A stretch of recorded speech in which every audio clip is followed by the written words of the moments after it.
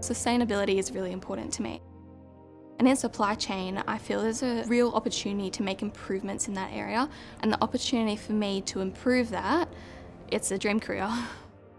It's a career choice that you wouldn't find too often amongst young women. But for 22-year-old Brooke Ellison, a supply chain career in a company with ambitious sustainability goals was irresistible. I love the end-to-end process of supply chain, seeing a product begin from raw materials all the way out to the transportation and distribution to our customers. Coca-Cola Euro-Pacific Partners has a target of net zero by 2040. But how do you decarbonise an organisation with the size and scale of this business? At CCEP, we're committed to RE100 by 2025. We do it in two ways. One, using the vast real estate we have on our roofs through the installation of solar panels. The second thing is through long-term partnerships.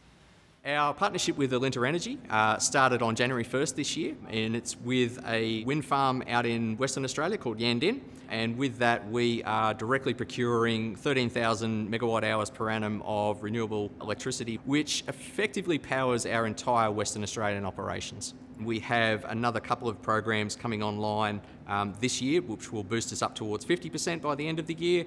And then we are looking for power purchase agreements, additional solar rollouts, which will boost us up to that 100% by 2025. Upgrading infrastructure, particularly at manufacturing sites, helps to ensure production is as sustainable as possible and is critical to CCEP's decarbonisation journey. We've invested tens of millions of dollars in our newest can line in Victoria. It's the most energy efficient, it uses the least amount of water, and overall the most sustainable can line we have. Typically when you fill a can, you heat it and then cool it. This one allows you to do it all at room temperature, which removes energy from the process. And in a country the size of Australia, a strategic approach to planning which products are made where can have a big impact on emissions. Optimising the mix of transport also contributes to the reduction of emissions. We put product on the most sustainable modes possible. And in Australia, that's putting it on sea. And if you can't put it on sea, put it on rail. And if you can't put it on rail, put it on road. And when you do put it on road, put it on the highest utilised vehicles possible, and then invest in technology. Route optimisation is the most important thing. It's not only good for the environment, it's good for business. And we've taken over 20% of the kilometres off the road while serving our customers better. It turns out that one of the biggest opportunities for reducing carbon emissions is not so much the manufacturing process or transporting the product from factory to store, but is in fact these, the fridges at point of sale.